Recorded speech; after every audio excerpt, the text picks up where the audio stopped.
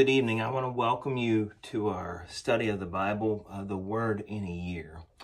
So this week we wrap up our journey through the Pentateuch, the first 5 books of the Bible, by talking about the book of Deuteronomy. Now, the book of Deuteronomy, it finds the nation of Israel on the brink of entering the Promised Land.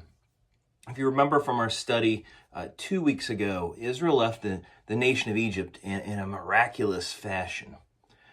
God sends numerous plagues to Egypt in order that the heart of Pharaoh it might soften, and as a result allow Israel to be freed from the slavery that they were in. So as they set out for the Promised Land, they're taken through a wilderness area, and it's here that God gives them the law of the covenant that he makes with them and also provides for them along the way. So as we talked about last week, however, all was not well on this journey.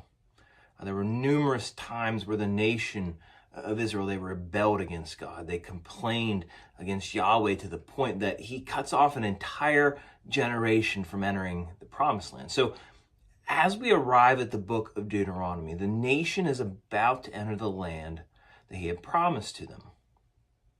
And a 2-week journey, it turns into a 40-year wandering through a wilderness area. But Israel is finally ready to enter the land that they were promised. And as they're preparing to enter this land, they're given a preparation of sorts by their leader, Moses. Moses, as we learned about in Numbers, will not be going into the promised land himself. Because of his own disobedience, he can only take Israel to the edge of the promised land, but no further.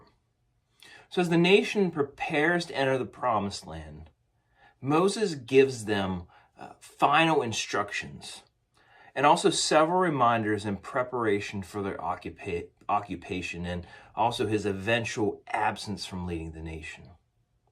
So the book of Deuteronomy, it's divided into 3 parts that we're going to cover briefly here this evening. The first is a summary of Israel's story up to this point.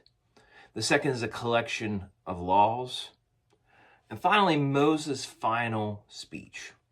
So the first 11 chapters of Deuteronomy serve as a summary of Israel's story up to this point. And this is a passionate sermon from Moses to the people of Israel. And imagine this journey, if you will, that Moses has been on with this nation, the people of Israel up until this point. Up until now, he had been the sole leader of the nation after their escape from slavery in Egypt. So in a way, this is a father encouraging his children as they're about to go on without him into uncharted territory.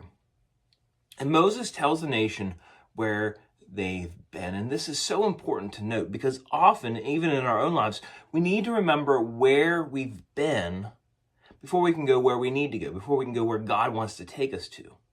And most importantly, Moses calls the nation of Israel to remember their covenant with Yahweh. And this is so central to the history of the nation of Israel because what we will see time and time again is that Israel, they forget their covenant. They forget their responsibilities. It's fractured and they turn away from God.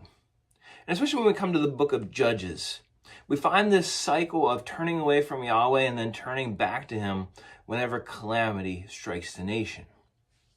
So in this section, we also find this important prayer for the Jewish people, and that is the Shema, which is found in Deuteronomy 6, verses 4 through 6. And the Shema is the centerpiece of daily morning and evening prayers for the Jewish people.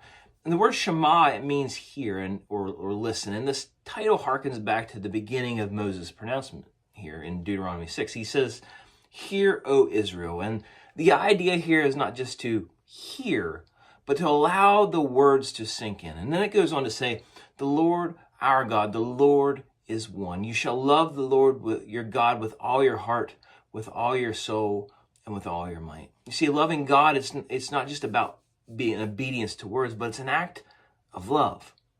And we show love to him with everything that we are. So this is something that those who practice Judaism, even to this day, they continue to pray morning and evening. Finally, Moses reminds the people of Israel to worship Yahweh alone. As they enter this land of foreign nations who serve many gods, Moses reminds them to serve Yahweh and him alone. The second portion of Deuteronomy is in chapters 12 through 26, and it contains a collection of various laws. And these laws, they're arranged by various topics. So the first is the worship of the one true God. Israel is to have one central temple where Yahweh and Yahweh alone is to be worshipped. Unlike the other nations, Israel was supposed to also take care of the poor and the less fortunate. And there were provisions kept for those who needed food along with other necessities. And we'll eventually see this come out into play in the book of Ruth here in a couple weeks. The second is the characteristics of leaders for the nations. No leader was above the law. They were all subject to both the law and to the prophets, as opposed to the leaders of other nations, which were thought to be gods themselves, their leaders. The third is the civil life of Israel, and the final is Israel's reading of all the laws. And Israel was to read the law in terms of a covenant agreement rather than interpreting the law in light of other nations around them. And this was a distinguishing feature for the nation of Israel. They were in a covenant with Yahweh, which meant that they were to adhere to his law in spite of whatever the laws were around them. The final section of Deuteronomy is in chapters 27 through 34, and they contain Moses' final speech, the final speech that he would make to the nation of Israel. And in this section, we find the distinctives of both blessings and curses for following and disobeying the law. And this is the contrast of life and death.